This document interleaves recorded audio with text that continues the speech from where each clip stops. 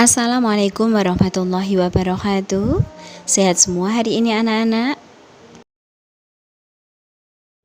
Pada pertemuan kali ini kita akan membahas mengenai hidrolisis garam. Hidrolisis adalah reaksi penguraian di dalam air.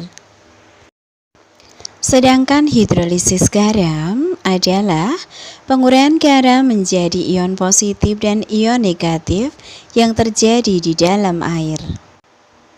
Pada dasarnya, reaksi hidrolisis itu merupakan reaksi asam basa Bronsted-Lowry, di mana dikelompokkan menjadi 4. 1. Garam dari asam kuat dan basa kuat. 2. Garam dari asam lemah dan basa kuat. 3. Garam dari asam kuat dan basa lemah. Serta yang keempat, garam dari asam lemah dan basa lemah. Kita mulai dari 1. Garam dari asam kuat dan basa kuat. Untuk garam dari asam kuat dan basa kuat, karena berasal dari elektrolit kuat, maka tidak terhidrolisis dalam air. Sehingga larutannya bersifat netral, di mana pH sama dengan 7. 2. Garam dari asam lemah dan basa kuat. Pada garam, asam lemah dan basa kuat mengalami hidrolisis parsial dalam air. Larutan garam yang terhidrolisis bersifat basa, di mana pH lebih besar dari 7. Untuk tetapan hidrolisis yaitu KH, maka garam dari asam lemah dan basa kuat bisa dirumuskan KH sama dengan KW bagi Ka. Sedangkan untuk mencari konsentrasi OH- sama dengan akar KH kali konsentrasi garam. Atau konsentrasi OH- sama dengan akar KW bagi Ka kali konsentrasi garam. Bila kita mencari POH, maka rumusnya min log konsentrasi OH-, dan bila kita mencari pH-nya, yaitu pH sama dengan 14 min POH. Untuk mencari pH dan POH sudah pernah kita pelajari di materi sebelumnya, kekuatan asam dan basa.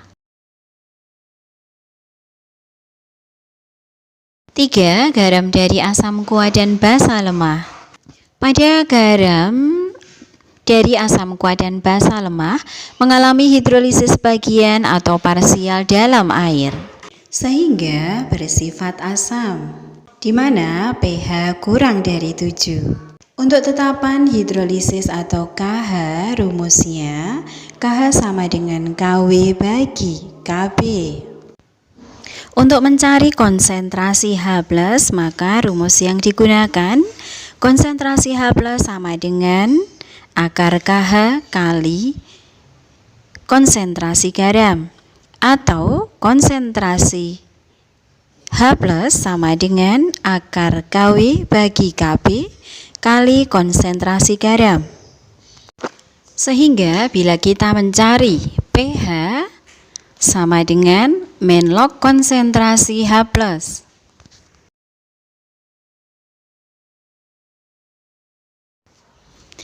4. Garam dari asam lemah dan basa lemah. Pada garam dari asam lemah dan basa lemah dapat terhidrolisis sempurna, karena ion-ion dari garam dapat bereaksi dengan ion-ion dari air. Di sini harga pH bukan bergantung pada konsentrasi garamnya, tetapi bergantung pada harga Ka dan Kb-nya. Perlu diketahui, jika Ka sama dengan Kb, larutan garam bersifat netral, di mana pH sama dengan 7. Jika Ka lebih besar dari Kb, larutan garam bersifat asam, pH kurang dari 7.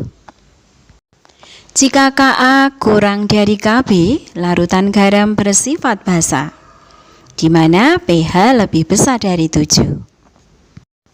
Untuk rumus ketetapan hidrolisis atau KH, rumusnya KH sama dengan KW bagi Ka kali Kb. Sedangkan bila mencari konsentrasi H+, sama dengan Ka kali akar KH, atau konsentrasi H+, sama dengan akar Ka bagi Kb kali Kw. Catatan yang perlu kita ketahui diantaranya KH tetapan hidrolisis, KW ketetapan kesetimbangan air mempunyai nilai 10 pangkat min 14, Ka tetapan kesetimbangan asam, Kb tetapan kesetimbangan basa, sedangkan konsentrasi G menunjukkan konsentrasi anion atau kation garam terhidrolisis.